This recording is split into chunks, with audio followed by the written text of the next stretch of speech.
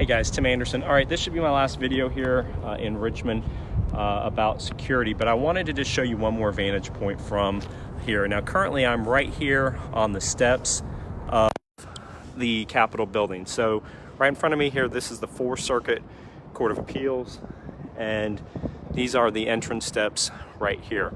Now, like I just said in my last video, I want you to be super concerned and super mindful of the security risk that you're going to have if you're actually in these grounds. Okay, now there's two fence layers from here. You have this first fence layer, which is right here in the front, and then you have a second fence layer down there. If you can see where that, down here where that white entrance is. Now, I came in through there. I have been told that that is not going to be an entrance for tomorrow, that the only entrance is going to be 9th and Grace. These are all going to be exits only. So that's what the state police just told me. So I wanted to correct that from an earlier video.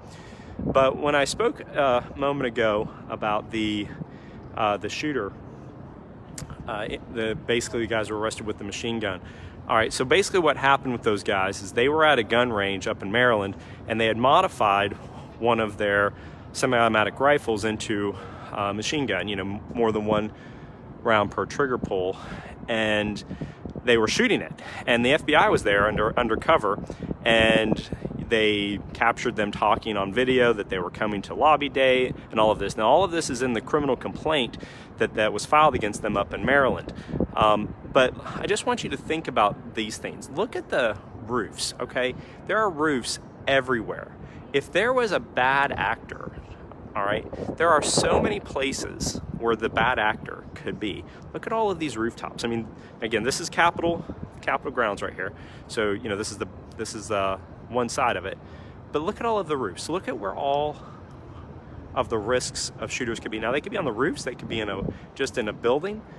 There are so many security threats here, and they have you marshaled in here in fences where there's going to be no way to evacuate other than through a chokehold, like right there at that one spot. So if shooting happens tomorrow from a terrorist, not from a valid gun owner, you know, valid Virginia gun owner, but if we have an actual incident here, you're gonna have to egress through a choke point.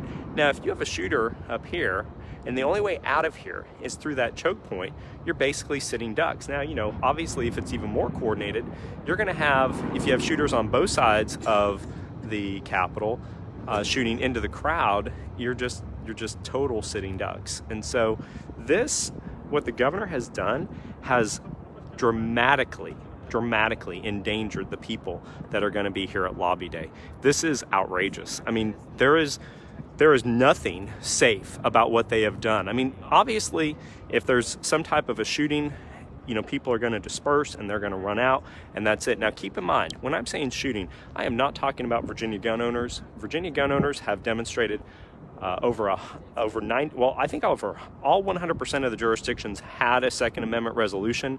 90% of them passed them. Not one single incident in the entire Commonwealth did anybody do something inappropriate with a firearm. But what you have is you have terrorist organizations that want to come here, that want to use this to destabilize government. I mean, that's what their only intentions are. That's what they do. And the governor has made it worse by creating this. Now, here's an interesting thing here. Look at this. So, see this? So I'm actually on the inside of this fence here, but see this fence right here that goes down and it creates yet another choke point where those people are walking in?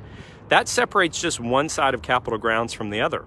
What's the point of that? I mean, if there is an emergency tomorrow, you're going to have to run through that choke point to get to that exit. It's unbelievable. I mean, it's outrageous. It's totally outrageous what they've done. In every capacity, it's corralling. It's corralling. So let's find there's somebody who disagreed with my security assessment there. If somebody is on the outside and they shoot in, you're going to have to run through that chokehold to get out, or you're going to have to run this way around the building. It doesn't make any sense why that fence is there. All right, so that's it, guys. That's all I'm going to do. Be super careful if you're going to come in here. I mean, obviously you have to be disarmed, which is one thing, but if somebody is shooting into these grounds from a rooftop or from the street, they have made it extremely difficult to evacuate this area. Hopefully that does not happen. Those guys in Maryland, they got stopped, they got arrested with a machine gun, 1,500 rounds of ammunition, and they were on their way here. That wasn't to demonstrate, that's for damn sure. They were here for other reasons. So just keep that in mind, keep your heads on the swivel tomorrow, and be very mindful of whether you're gonna come out here or not. All right, take care, guys.